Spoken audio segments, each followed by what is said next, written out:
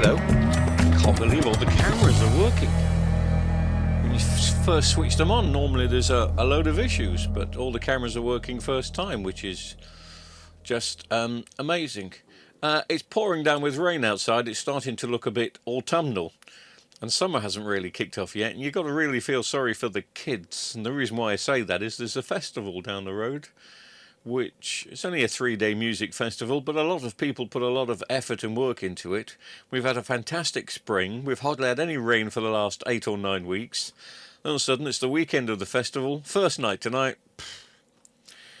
I'm sure they'll enjoy themselves. I was about to say they'll be trampling in the mud, but they're on a beach, so they're going to be trampling in the sand. Anyway, I'm just talking about call-outs for the second. Any engineers, former engineers, retired engineers that watch this will hopefully understand. Maybe you can handle it better than me, but I'm not very good. Not with call-outs. With call-outs, I'm absolutely fine. But I like to get a lot of details before I commit to jumping in the car and travelling 50, 100 miles. Well, it was 50 miles today. And it was a couple of strange ones today. Really strange. Both elderly people. And I am not, well, it's not that I'm not very good around elderly people, but if they're elderly and they're vulnerable, I hate being alone with them. I always ask if there's a next door neighbour or a son or, because if these people are going to be handing me over cash, it just doesn't, it doesn't feel right. I feel like there's a watchdog camera behind me as they're giving me cash, especially for the jobs I've done today, because there's been nothing wrong. So the first call out from an elderly lady was her channels are saying they're scrambled. So I obviously ask a few more details, and it turns out that she's got a Humax box. And obviously some Humax box channels will be scrambled because they're either pay-per-view, pay-as-you-go, and if you don't subscribe, then they get scrambled. So I said, yeah, but BBC One and your normal Freeview channels on that won't be scrambled. She said, they are. She says, it says here, BBC One scrambled. And I said, right, okay. And obviously I've got a call-out fee, and they agree it, so I go out.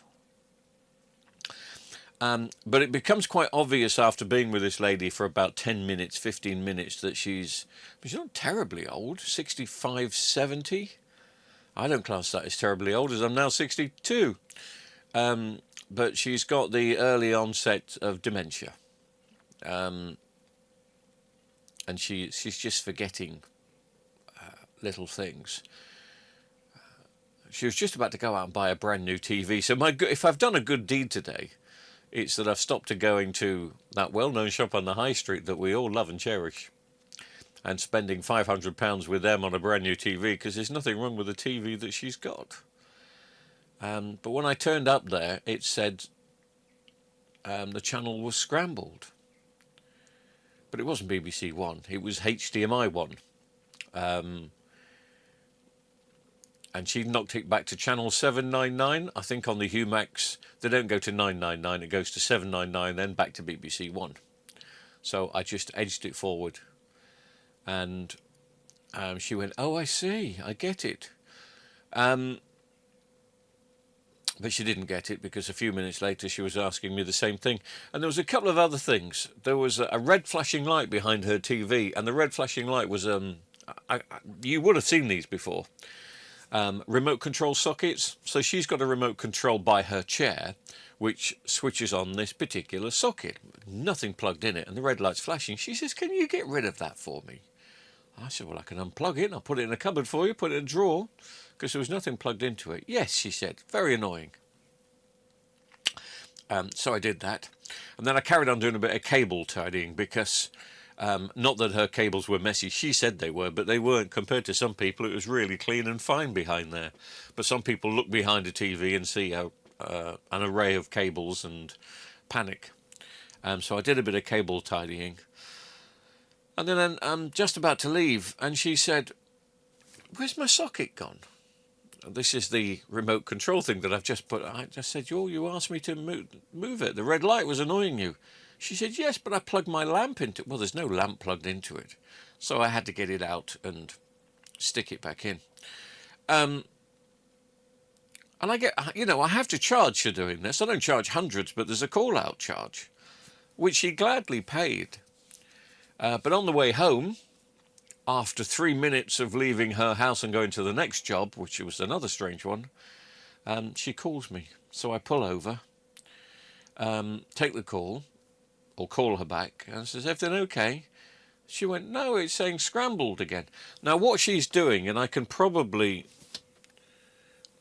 replicate it, because on most remote controls, she didn't have a Samsung TV, she had a Panasonic TV, but they have the channel up and down next to the volume up and down. So there's the channel up and down.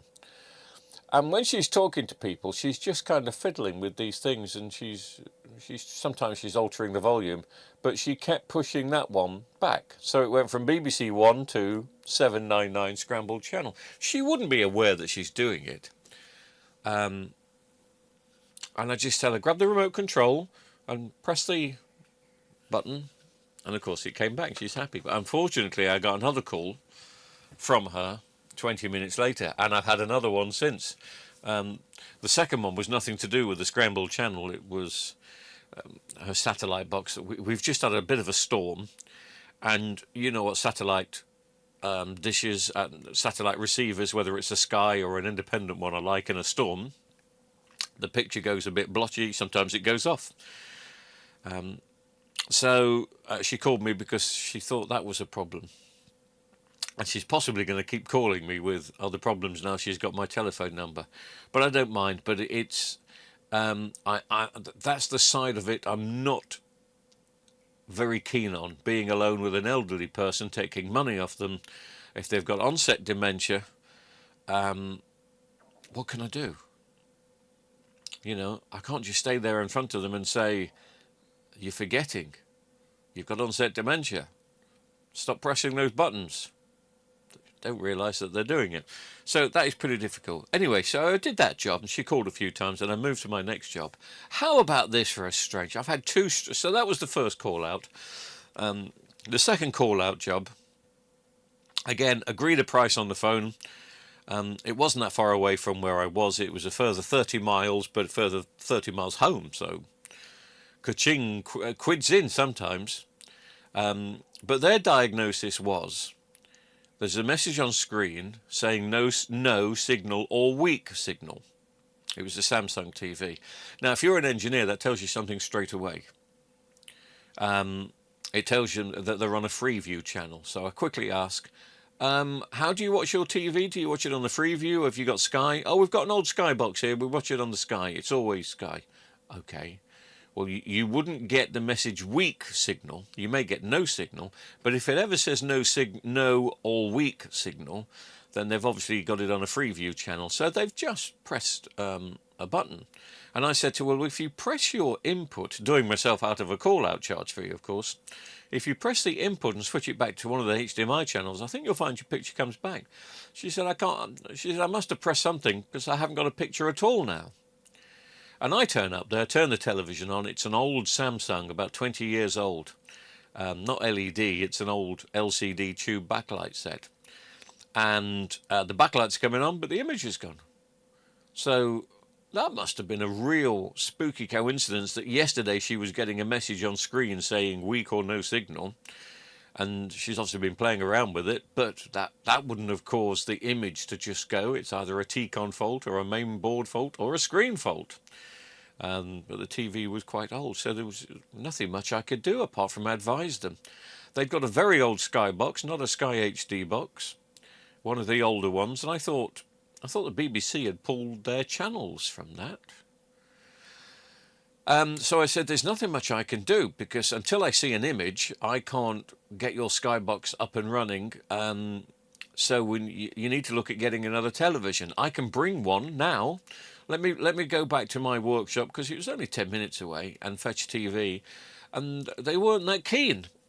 Asking me if I can come back tomorrow, but tomorrow's another... I wouldn't charge a second time, but tomorrow to me is a different day. So therefore it's a different job, but I didn't want to come across as that horrible person. And also they need SCART. So they can't go to Curry's and buy a TV because there's no SCARTs on modern day TVs.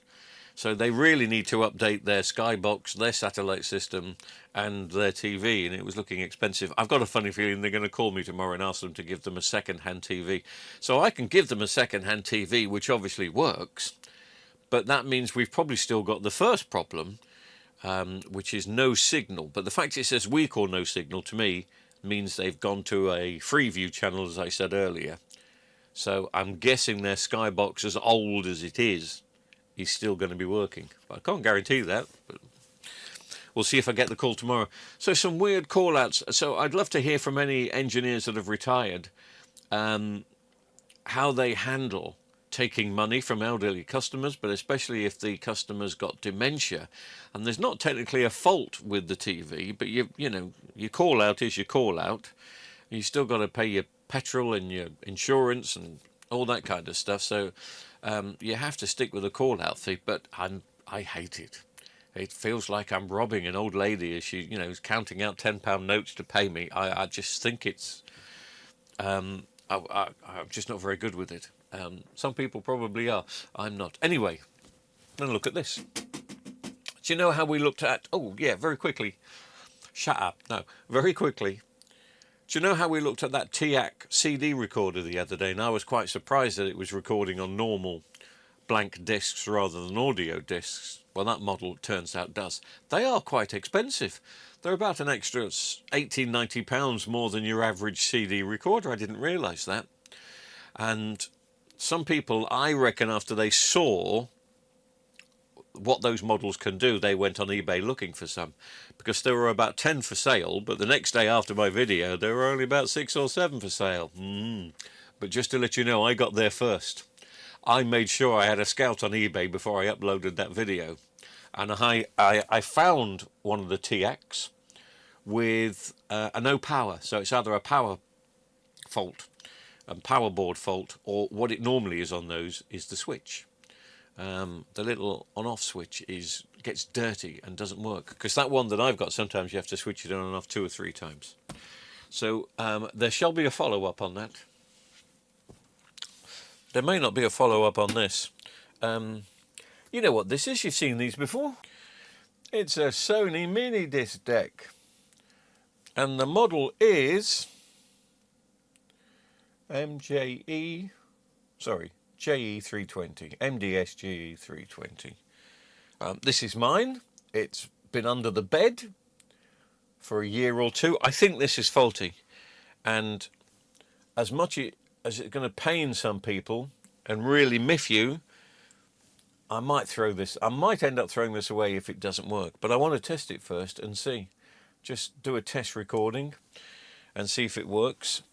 But I don't understand why I would have taken it out of service, because I am such a massive mini disc fan. I think mini discs are brilliant. Why did they never take off? Not just in the UK, but in the world. Why did they never take off? They did okay, but not as good as they should have done. Right, I have switched it in, or even I switched it on. We're getting a flashing standby. So maybe this works. Let's see what happens when I give it a disc.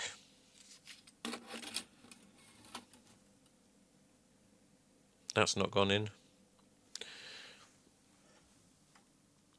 Oh no, it has. God, it read that very quick without any fuss.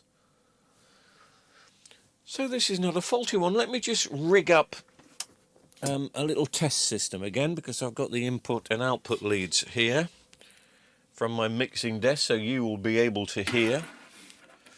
Hang on.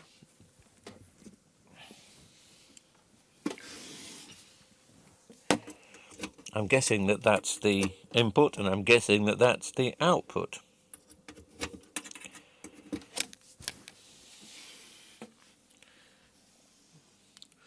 One way to find out is to press the play button and see if the corresponding VU levels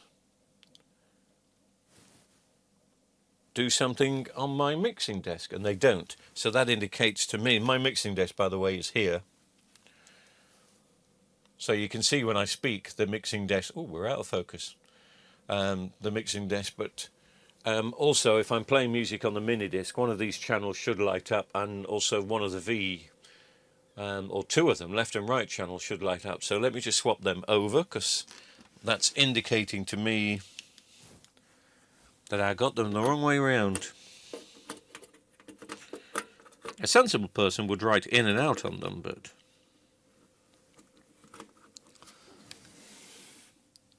aha, because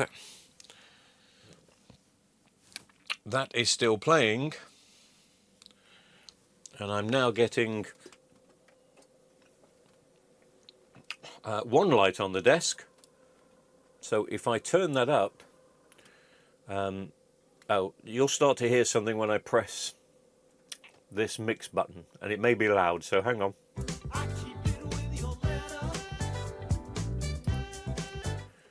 Right, but I've only got one channel working. Okay, you can see and probably hear that they're both working now. So I'm going to get my little music computer. What's it called? No. What's it called? The thing I use? I showed it you the other day. Epidemic Sound.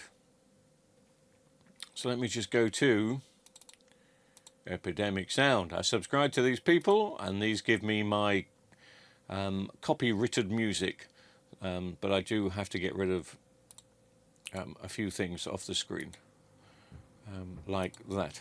There we go. So I can just play a track. You will hear it gently in the background.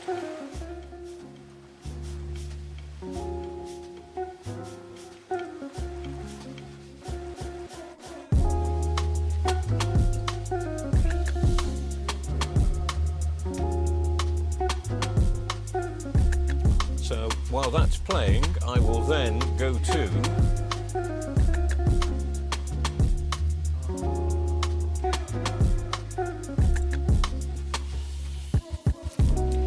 just to test and see if I can get it to record. So hit the record button.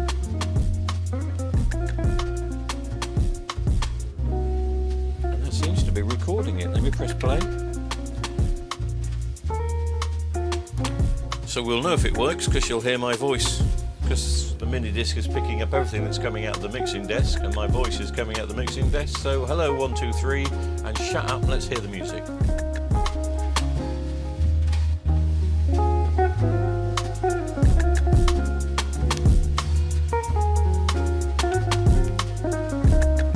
There we go, that's enough. 20 seconds.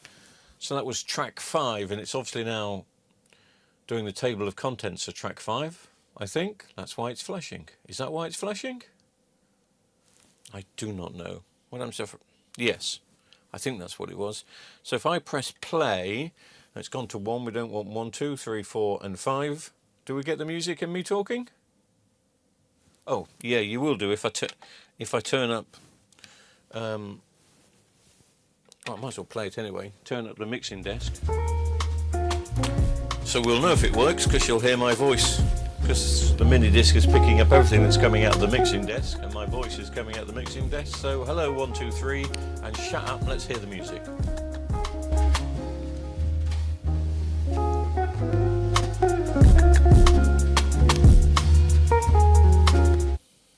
Yeah, so that worked. You were probably hearing one channel cut out a bit.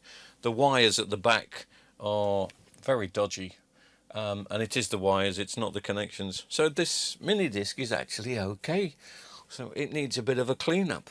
I'd love to hear your comments on mini disc machines. Why did they not take off? They were fantastic. Yes, the bit rate wasn't as good as a full-on CD player, but it was a compact disc in a case, so we'd never scratch it. So every blank disc that you bought stayed blank and stayed in perfect condition all the time. Why did it not take off? It's a mystery, because these things were just fantastic. I'll just move this camera out of the way.